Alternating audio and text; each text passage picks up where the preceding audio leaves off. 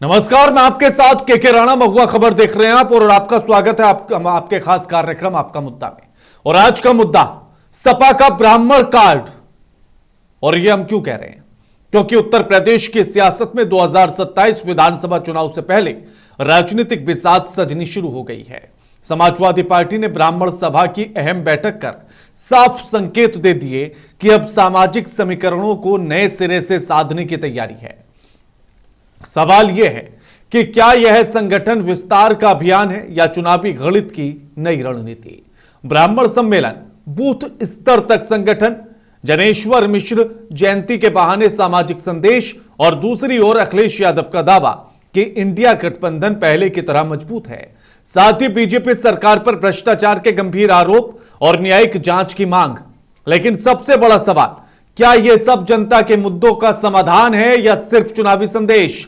क्या समाजवादी पार्टी को अब ब्राह्मण वोटों की जरूरत पहले से ज्यादा महसूस हो रही है?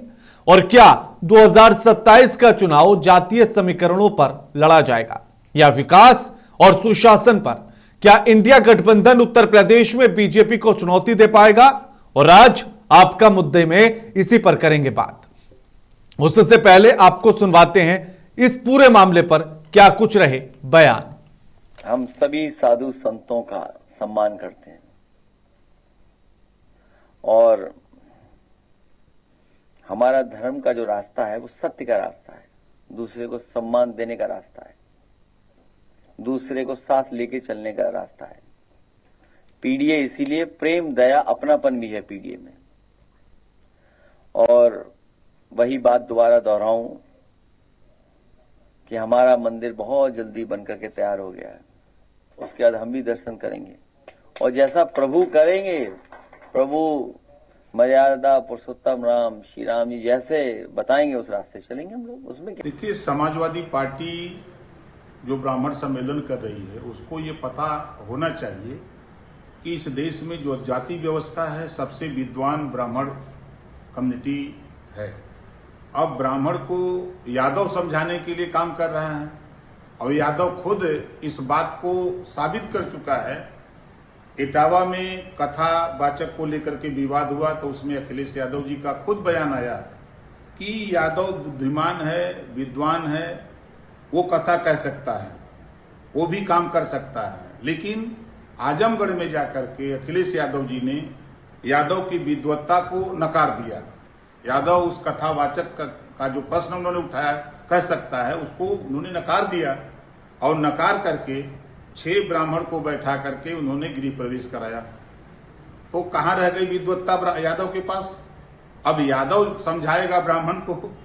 ब्राह्मण आज देश में जन्म से लेकर मरण तक सारा क्रियाक्रम ब्राह्मण कराता है, कहीं यादव कराता है? तो ये सिर्फ एक ड्रामा कर रहे हैं।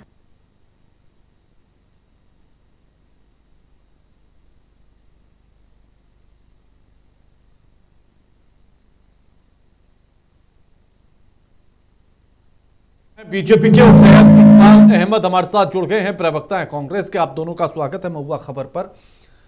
मनोज साहब, समाजवादी पार्टी ने आज ब्राह्मणों को लेकर बड़ी बैठक की। ब्राह्मणों के बड़े नेता आज इस बैठक में उनके शामिल हुए और अखिलेश यादव कह रहे हैं कि ब्राह्मणों को सम्मान भी वो देंगे जो आपके यहां नहीं हो पाया। मनोज जी नमस्कार। मैं आपके चैनल पे हमको आपने आज बुलाया, इसके लिए मैं बहुत बहुत धन्यवाद देता हूँ जी। आपके दर्शकों को मैं सादर नमस्कार। ये चुनाव नजदीक है, जैसा आप भी जान रहे होंगे। ब्राह्मण जी सम्मेलन नहीं, सम्मान और सहभागिता उसको चाहिए। जब जब चुनाव नजदीक आते हैं वो समाजवादी पार्टी है। समाजवादी पार्टी के अलावा भी मैं कहता हूं इन लोगों को ब्राह्मण और ब्राह्मण के साथ ही जातियां दिखाई देती है। भारतीय जनता पार्टी 12 महीने 30 दिन प्रत्येक समाज के लोगों के बीच संवाद बना के रखती है, उनके बीच जाने का काम करती है। ये ब्राह्मण कोई ये नहीं ब्राह्मण विचार है, ब्राह्मण सारे इन लोगों के जुमले को जानता है, इसको सिरे से खारिज करता है। चुनाव नहीं होता तो शायद इनको ब्राह्मण याद नहीं आता। जी, तो क्या जिस तरह से अब अखिलेश यादव की नजर ब्राह्मणों पर है, मायावती की नजर वो ब्राह्मणों पर है, तो क्या लग रहा है कि बीजेपी का जो जनाधार है उसमें कुछ सेंध लगा पाएंगे दोनों? सबसे पहले तो मैं स्पष्ट कर दूं कि भारतीय जनता पार्टी देश और प्रदेश के अंदर सबका साथ, सबका विकास, सबका प्रयास के आधार पर काम कर रही है। पंडित दीनदयाल उपाध्याय जी के अंत्योदय के यानी समाज के अंतिम पायदान पे खड़े हुए व्यक्ति के चेहरे पे मुस्कान आए, इस प्रकार के योजनाएं चला करके उनके बीच संपर्क और संवाद बनाए हुए हैं। लोगों के चुनाव का कोई जाति आधार होगा, भारतीय जनता पार्टी का जो अंत्योदय समाज के अंतिम व्यक्ति के उदय की जो बात करती है, उनके लिए जन कल्याणकारी योजनाएं बनाती है। उत्तर प्रदेश के अंदर भ्रष्टाचार मुक्त प्रदेश और अपराध मुक्त प्रदेश, कानून का राज स्थापित करना, जो भारतीय जनता पार्टी ने अपने एजेंडे में लिया था, उस पर काम करने में पूर्ण रूप से सफल हुई है। हमारे चुनाव का और वोट का आधार हमारा काम होता है, जो जनता के बीच हम सब ने काम किया है। इन लोगों का चुनाव नजदीक आया, जाति इनका आधार है, इसी प्रकार का समाज में बांटने और फूट डालने की बात करते रहेंगे। ठीक है सैयद साहब, अब जिस तरह से अखिलेश यादव कह रहे हैं कि इंडिया गठबंधन बड़ी मजबूती के साथ चुनावी मैदान में उतरेगा और ब्राह्मणों पर सेंध लगाने की जो कोशिश है वो कितनी कारगर लग रही है? देखिए, ब्राह्मण हमेशा कांग्रेस के साथ रहा है, आज से नहीं शुरू से रहा है। और जिस तरीके से ब्राह्मण समुदाय का उत्पीड़न हुआ है सरकार में, उससे तो मुझको महसूस हो रहा है कि ब्राह्मण अब की इंडिया गठबंधन के साथ ही जाएगा, क्योंकि उत्पीड़न कब तक सहेगा वो तो राजनीति की धुरी है ना। ब्राह्मण समाज राजनीति की धुरी है, वो जिस धुरी पे चलेगी उस धुरी पे सरकार बना लेगी। तो क्या लग रहा है इस बार 2027 के चुनाव को लेकर सैयद साहब? 2027 का चुनाव इंडिया गठबंधन बहुत मजबूती से लड़ रहा है और इस बार सरकार बखूबी बना के दिखाएगा। और इसलिए कि क्योंकि जनता बेरोजगारी, भ्रष्टाचार, विकास के नाम पर सिर्फ शिलान्यास, तो ये चलेगा नहीं। जनता देख रही है, जनता समझ चुकी है। तो हमें लगता है कि 2027 में सरकार इंडिया गठबंधन। जी,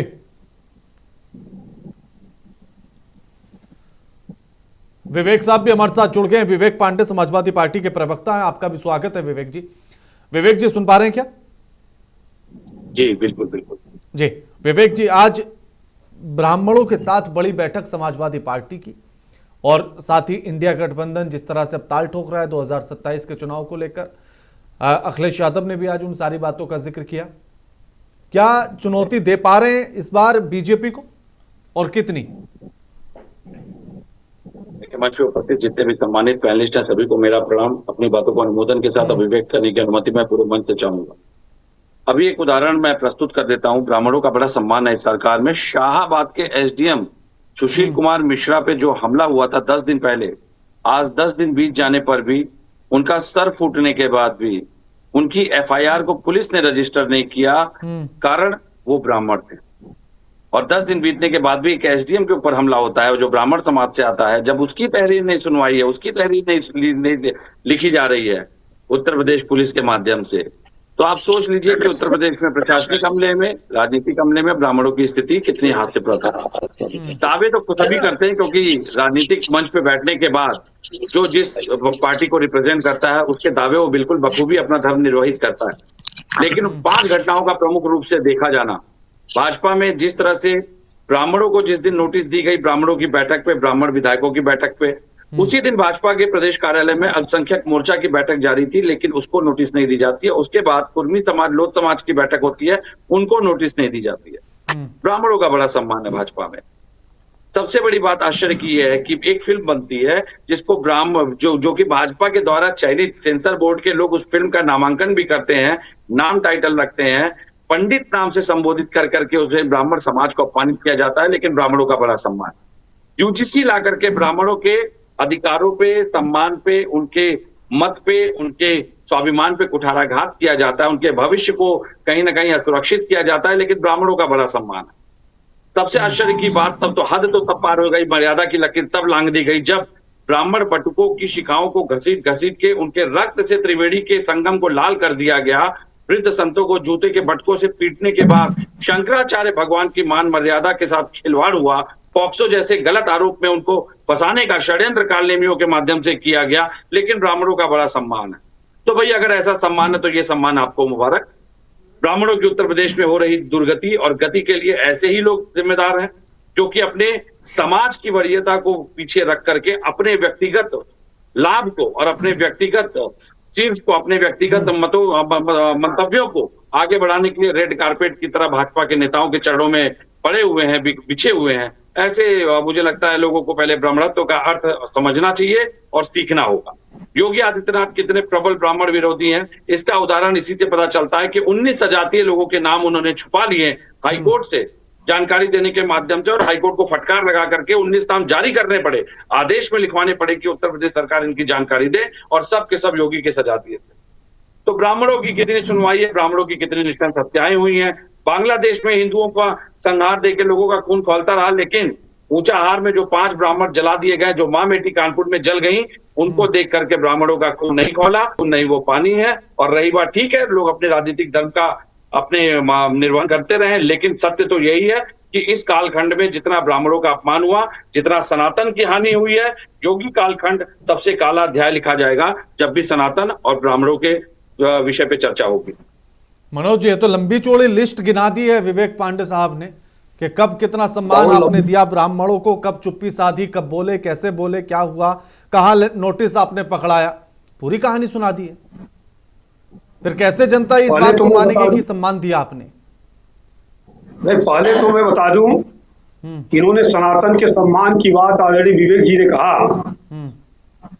इनको भूलना नहीं चाहिए कि अयोध्या में कार सेवकों पर गोलियां चलवा करके इनके नेता ने मां सरयू के पानी को लाल कर दिया था। ये बातें भूल गए शायद। और मुजफ्फरपुर के दंगे को भूल गए, जिनकी पहचान ही केवल दंगा हो, जिनकी पहचान ही केवल अपराधी हो। कि जब समाजवादी पार्टी की सरकार में कौन नहीं जानता है कि दिन डूबने के बाद कोई भी माँ बाप अपने बेटियों को सड़क पे निकलने नहीं देता था। शाम को सुरक्षित वापस आएंगी कि नहीं आएंगी इसकी कोई गारंटी नहीं होती थी। स्कूल जाती थी, शाम को सुरक्षित आएंगी कि नहीं आएंगी इसकी कोई गारंटी नहीं थी। अब है गारंटी की बात करते हैं। दूसरी बात मैं कह रहा हूँ, समाजवादी पार्टी में ब्राह्मणों का कितना सम्मान है। मनोज जी, अब है गारंटी? बोलने दीजिए जरा, बता तो दीजिए ना, अब है गारंटी? गारंटी है, हमेशा गारंटी रही। भारतीय जनता पार्टी में संगठन से लेकर सरकार तक हमारे ब्राह्मण समाज का पूरा सहभागिता, उचित उनको सम्मान है। पहले इनको माफी मांगनी चाहिए। चैनल के माध्यम में कहता हूं कि ब्राह्मण सम्मान की बात करते हैं और इनके समाजवादी पार्टी के नेताओं को कि अभी इनके प्रवक्ता राजकुमार भाटी जी ने जिस अपमानजनक भाषा का प्रयोग किया था, उसके लिए समाजवादी पार्टी को पहले आकर के माफी मांगना चाहिए। अपने प्रवक्ता के खिलाफ पहले कानूनी कार्रवाई करनी चाहिए। उनको पार्टी विरोधी गतिविधि में उनको कार्रवाई करके पहले निष्कासित करना चाहिए, तब चैनल पे बैठ के कोई बात करनी चाहिए। इस प्रकार का इनके यहाँ सम्मान है।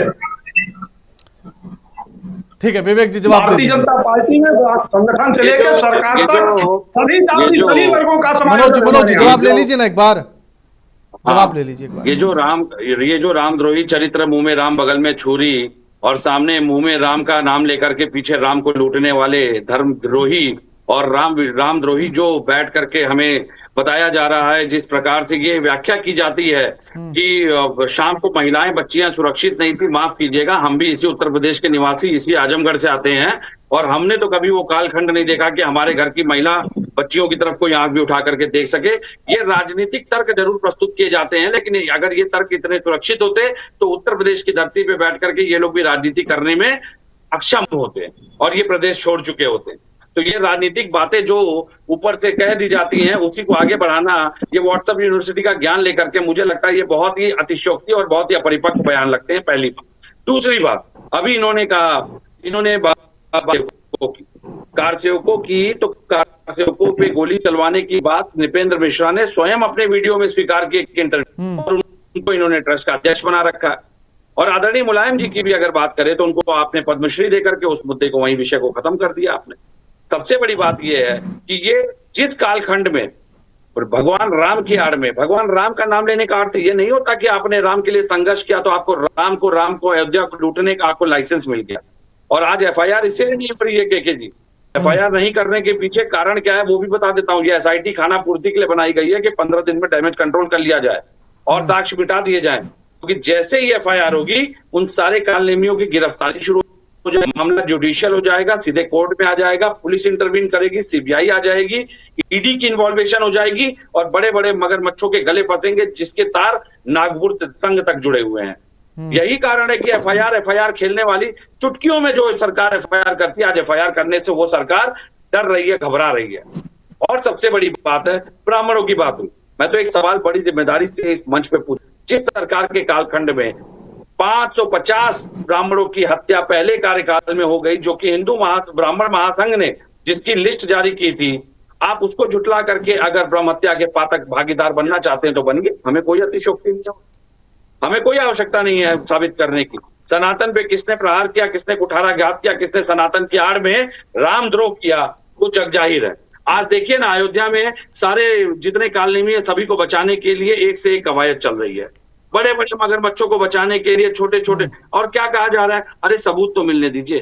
क्या एसआईटी जुडिशियल है? क्या एसआईटी के पास आईपीसी, सीआरपीसी या बीएनएसएस की अथॉरिटी है? क्या आईपीसी किसी को गिरफ्त सकती है? क्या ये जो इन्होंने कमेटी बनाई है, ये किसी को गिरफ्तारी का अधिकार उसके पास है? किसी को में ले जा सकती है? क्या वो किसी को जेल में भेज सकती है? कोई जिम्मेदारी नहीं है। एक मामले में केवल सरकार ने अपनी खाना पूर्ति करने के लिए, अपनी इमेज को चमकाने के लिए नाम के लिए एक एसआईटी बना दी है, ताकि बड़े मगरमच्छों को समय मिल जाए और 15 दिन में डैमेज कंट्रोल करने के जितने एक दो लोग को बलि का बकरा बढ़ा करके सबको बचा ले जाएंगे। ठीक है सैयद साहब, लूटने वाले आज राम की बात कर रहे हैं। वाह, ठीक है सैयद साहब, क्या इस बार उत्तर प्रदेश का चुनाव जीतने के लिए पीडीए के साथ साथ ब्राह्मणों के वोट की भी जरूरत पड़ेगी और इसीलिए सारी कवायद चल रही है, सबकी नजर ब्राह्मण वोट बैंक पर है? देखिए, वोट तो सबका चाहिए ना, सबका साथ चाहिए ना। ऐसा तो है नहीं कि सिर्फ एक बात करने से हमारा काम चलेगा या किसी का काम चलेगा। हमें तो सबके साथ चलना है, सबके दुख सुख में खड़ा रहना है, तब तो हमारी बात कोई करेगा या हमारे साथ चलेगा। और जहां तक बीजेपी की 2027 की बात मैं बताऊं, जो अयोध्या में जिस तरीके से चोरी हुई है, इसका तो हिसाब देना पड़ेगा। और हिसाब जनता का पैसा है, जनता ने कैसे गाड़ी कमाई, अपनी जो महिलाएं हैं वो बेचारी कैसे कैसे पैसा निकाल के उस चंदे को चढ़ाती हैं, चढ़ावा देती हैं, और उस पैसे का बंदर बाट किया गया है, उस पैसे की चोरी की गई है, इसका हिसाब देना पड़ेगा। जो जमीनें खरीदी गई हैं, 10 रुपए की जमीन हजार रुपए की, एक मिसाल मैं दे रहा हूँ, 10 रुपए की चीज 1000 रुपए में खरीदी गई है, इसका हिसाब देना पड़ेगा। जनता सवाल करेगी जब 27 में, तो बीजेपी के लोग इसका जवाब नहीं दे पाएंगे। फिर जानते क्या करेंगे, फिर वो हिंदू मुसलमान में घुमाना शुरू कर देंगे। इनके पास और कुछ नहीं है, इनके पास विकास के नाम पर कुछ नहीं है, इनके पास रोजगार देने की बात नहीं है। इन्होंने नीट का पेपर कई बार लीक कर दिया, आज देखिए बच्चे आत्महत्या कर रहे हैं। कितना अफसोस की बात है कि जो बच्चे कितनी मेहनत करते हैं, 18 घंटे रात भर पढ़ते हैं, दिन रात पढ़ते हैं, उनका पेपर लीक हो जाता है, बेचारे आत्महत्या के मजबूर हो जाते हैं। इसीलिए राहुल गांधी जी राहुल गांधी जी कोटा में उन बच्चों से मिलने गए हैं जो बच्चे इम्तिहान में बैठे और पेपर लीक हो गया, वो रो रहे हैं। उन बच्चों को गले लगाने गए हैं आज कोटा में, राजस्थान में। ऐसा ही राहुल गांधी जी पूरे देश में लोगों से मुलाकात करेंगे, उन बच्चों से मुलाकात करेंगे जो जिनके पेपर लीक हो रहे हैं। तो ये सरकार को जवाब देना पड़ेगा और आने वाला 27 इंडिया गठबंधन सरकार बना के रहेगा। बताइए, दावा तो दूसरी तरफ भी ठोका जा रहा है, मनोज जी। सबसे पहले तो मैं बता दूं कि इस बार क्या लग रहा है कि कौन कौन सी चुनौतियां हैं? क्या राम मंदिर वाला मामला डेंट करेगा आपको? क्या ब्राह्मणों की नाराजगी वाला मामला डेंट करेगा आपको? नहीं, मैं बता दूं कि न उत्तर प्रदेश में कहीं भी न ब्राह्मण समाज में कोई नाराजगी है। राम मंदिर की बात है, राम मंदिर में कानून अपना काम कर रहा है। मैं ये बता दूं, पहले विवेक जी बोल रहे थे कि हम सब कानून की बात करते हैं, ये आजमगढ़ से आते हैं। मैं कहता हूं कि आतंकवादी घटनाओं से जिनका कनेक्शन हो उनको समाजवादी पार्टी के लोग आतंकवादी कौन है? संरक्षण आतंकवादी कौन है? संरक्षण आजमगढ़ की घटना हमको याद होगा कि आतंकवाद से जुड़े हुए कनेक्शन में समाजवादी पार्टी के लोग जो नरम रुख अपना करके आजमगढ़ पे जो धब्बा लगाने का काम किए थे, और विवेक कौन, जी एक बार खुल आजमगढ़ कर से बताइए जुड़े ना। हुए। मनोज जी खुलकर बोलिए ना। मनोज जी मैं तो मंच दूसरी दे बात रहे, बता खुलकर दूं, बोलिए ये ना। बोल रहे हैं- ये किस बोल रहे हैं आतंकवादी कि घटना की भारत बात कर रहे हैं, किस कनेक्शन की बात कर रहे हैं? खुलकर बोलिए ना। आप भी जानते हैं, मैं भी जानता हूं। नहीं, मैं नहीं कि जान पा रहा ना, आजमगढ़ इसीलिए में- तो पूछ रहा हूं आपसे। आजमगढ़ में जहां जिसके पास पुलिस जा रही, प्रशासन जा रहा, उसके पास इनके नेता हलचल लेने जा रहे हैं, और ये बता रहे हैं कि आजमगढ़ पे जो धब्बा लगाने का काम समाजवादी पार्टी की सरकार ने किया है, और बहन बेटी की सुरक्षा की जहां तक मैं बात कहा हूं, उसका सीधा साधा प्रमाण है कि 2017 के पहले समाजवादी पार्टी की जो अत्याचारी पापाचारी सरकार चल रही थी, कानून नाम की कोई चीज नहीं थी, बहन बेटियों की इज्जत की बात इस नाते कर रहा हूं, उसी का परिणाम है कि उत्तर प्रदेश में 2017 में 2022 में प्रचंड बहुमत के आधार पर भारतीय जनता पार्टी आई, और इनके पैर के नीचे की जमीन खिसक चुकी है। एक केवल इंडिया गठबंधन समाजवादी पार्टी समय समय पे केवल जातीय सम्मेलन करके लोगों में फूट डालने की बात करेंगे। हम सब समाज की बात करते हैं, सबके लिए काम करते हैं। इस आधार पर 2027 में भी पूज्य महाराज जी के नेतृत्व में प्रचंड बहुमत के आधार पर भारतीय जनता पार्टी की सरकार बनने जा रही है। हाँ विवेक जी जवाब दीजिए। आतंकवादी घटनाओं से आपके संबंध, लोगों से आपके कनेक्शन, और आजमगढ़ पर आप लगा रहे हैं धब्बा, और फिर आप कह रहे हैं कि ब्राह्मण खेलेंगे आप। नहीं, बिल्कुल आजमगढ़ को कलंकित करने का जो दायित्व इन्होंने बखूबी उठाया है, उसको जरा और स्पष्ट कर देता हूँ। पूर्वांचल ही कह देता हूँ मैं, आजमगढ़ भी क्यों। इन्होंने आतंकवादी कनेक्शन की बात की। इस देश में दाऊद से बड़ा आतंकवादी तो किसी को माना नहीं किया। और दाऊद के लिए जे हत्याकांड में कौन शामिल था, जो आज इनका कृपा पात्र बना हुआ है, जिसको इन्होंने वाइस सिक्योरिटी दे रखी है, बताइए ना मुझे। और आज किसकी गोद में बैठ करके वो राजनीतिक हथियार के रूप में इस्तेमाल हो रहा है। ब्रजेश सिंह का नाम जानते हैं कि नहीं जानते हैं भाई? ब्रजेश सिंह का नाम जे हत्याकांड में आया था कि नहीं आया था, बताइए ना। बड़ी जिम्मेदारी से पूछ रहा हूं। और देश का सबसे बड़ा आतंकवादी दाऊद को नहीं मानती है क्या भाजपा? और अगर मानती है तो मैं तो पूछ रहा हूं ना, जे हत्याकांड का आरोपी उत्तर प्रदेश में इस सरकार का कृपा पात्र क्यों है, बताइए। आप तो नाम लेने से गुरेज करते हैं, मैं तो खुल करके नाम लेकर के पूछ रहा हूं, आपसे सवाल पूछ रहा हूं भाई। ये तो मुंबई पुलिस की चार्जशीट में नाम है। सवाल ये है कि आतंकवाद का राजनीतिकरण करने में भाजपा को महारत हासिल है कैसे। आसाम की चुनाव की बात कर लेते हैं। आसाम की बात आप कर लीजिए। अभी कुछ दिन पहले जब चुनाव वहां संपादित हो रहे थे, तो पूर्व नक्सलियों को इन्होंने बाकायदा पार्टी ज्वाइन कराई। 110 नक्सली एक ही दिन में पार्टी ज्वाइन किए। ये वो नक्सली थे जिन्होंने कभी हमारे देश की सेना के ऊपर, हमारे देश के लोगों के ऊपर गोलियां बरसाई, कई लोगों की जान ली। उनसे सरेंडर करा करके उनको पुनर्वास के नाम पर भाजपा का पदाधिकारी बनाया गया। तो आतंकवाद का राजनीतिकरण उत्तर प्रदेश, जम्मू में निकाय चुनाव में इन्होंने पूर्व मिलिटेंट को बाकायदा अपना प्रत्याशी बना करके निकाय चुनाव में टिकट दिया था। तो आतंकवाद का राजनीतिकरण कौन करता है, ये पूरा देश जानता है। पुलवामा हमले की जांच आज तक ना हो पाई, और इसी तरह कई जांचों को पेंडिंग रखते हैं जहां पे आतंकवाद कनेक्शन सामने आता है। जिस प्रकार से कश्मीर में जाति पूछ करके मारी गई थी, गोली मारी गई थी, कुछ दिन पहले ही वहां से सीआरपीएफ की सुरक्षा को इन्होंने हटाया था, केंद्र ने। तो बात अगर आतंकवाद की करेंगे तो भी अपना गिरेबान झांक ले। और सबसे बड़ी बात, मैं जिम्मेदारी से एक बात कहता हूं, ये सरकार आज ब्राह्मणों का विषय अगर है तो ब्राह्मणों के विषय से बाहर मत जाइए।